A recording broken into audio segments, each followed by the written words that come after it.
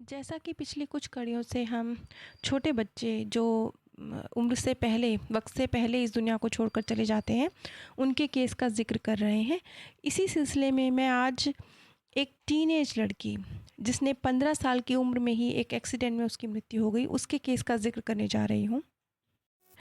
ये गीना नाम की एक 15 साल की लड़की का केस है, जिसकी मृत्यु एक्सीडेंटली हुई, जिसमें वो अपने बॉयफ्रेंड के साथ, जो कि एक गैंग से जुड़ा हुआ लड़का था, एक छोटी सी पार्टी उसने ऑर्गेनाइज़ करी थी।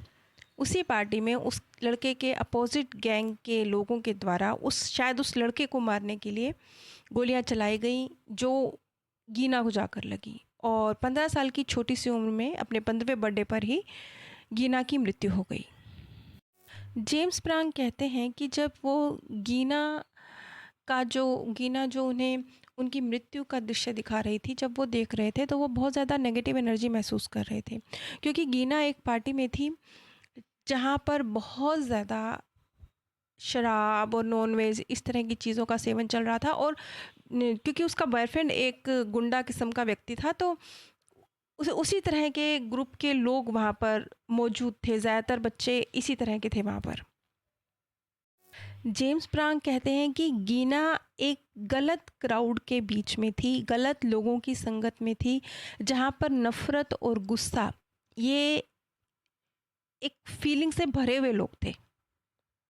गीना ने माना कि उसका बॉयफ्रेंड एक बहुत ही गलत प्रवृत्ति का बंदा था। वो थोड़े से पैसों के लिए किसी का मर्डर भी कर सकता था, इस तरह की उसकी प्रवृत्ति थी।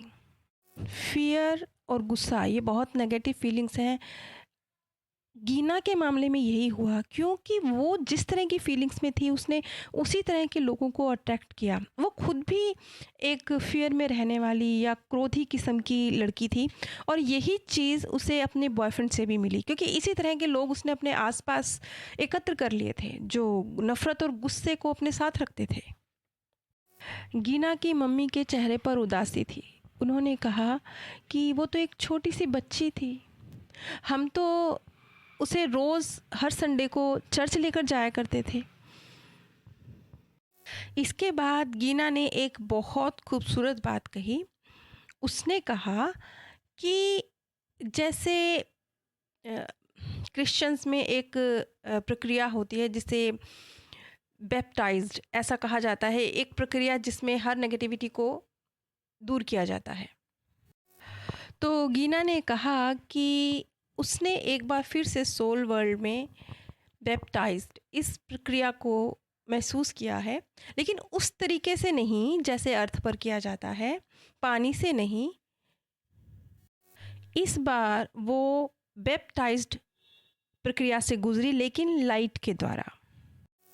और इस प्रक्रिया में उसके माइंड में बहुत सारा जो गुस्सा था, एक डर था, उसे ख़त्म किया गया, उसे धोया गया।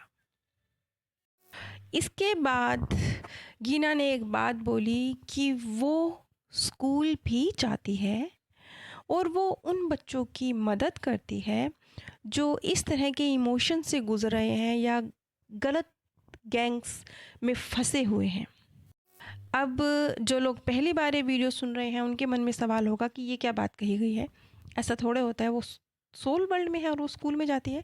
तो हाँ, सोल वर्ल्ड में भी, जैसे धरती पर तो हम इस भौतिक दुनिया की पढ़ाई पढ़ते हैं, लेकिन सोल वर्ल्ड में आत्मिक ग्रोथ की पढ़ाई समझ लीजिए। बहुत सरल शब्दों में इसे कहें तो जैसे आपके अंदर जो फीलिंग्स हैं, आपने जो आत्मिक गुण अपने अंदर डेवलप करने हैं, उसकी पढ़ाई जो की जाती है, उसे सोल वर्ल्ड में हम कह सकते हैं कि हम स्कूल जा रहे हैं और सोल वर्ल्ड में ये चीज़ सीख रहे हैं।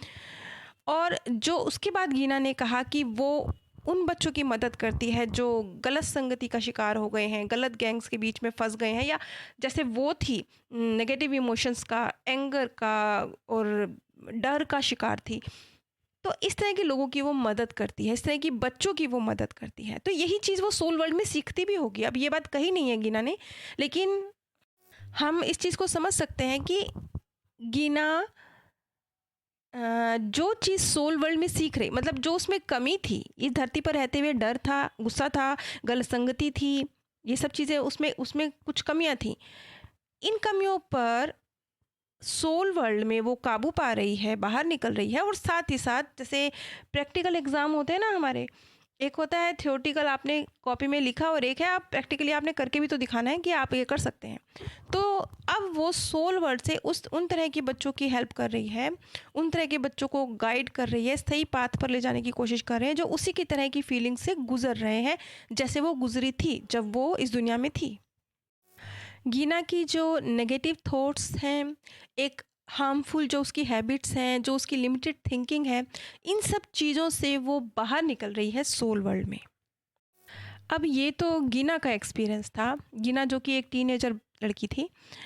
लेकिन कुछ जो बहुत छोटे बच्चे गुज़र जाते हैं, उन्होंने जब जेम्स प्रांग से संपर्क किया तो कुछ बच्चे ऐसे थे कि उन्हें गुज़रे 20-20 साल हो चुके थे। जब वो गुज़रे थे तब वो 1-2 साल के थे, आज उनको गुज़रे 20 साल हो गए। तो जब वो जेम्स प्रांग के सामने अपने आप को प्रदर्शित कर रहे थे, तो वो एक यंग बच्चे के रूप में 20-21 साल के बच्चे के रूप में अपने आप को प्रेज़ेंट कर रहे थे।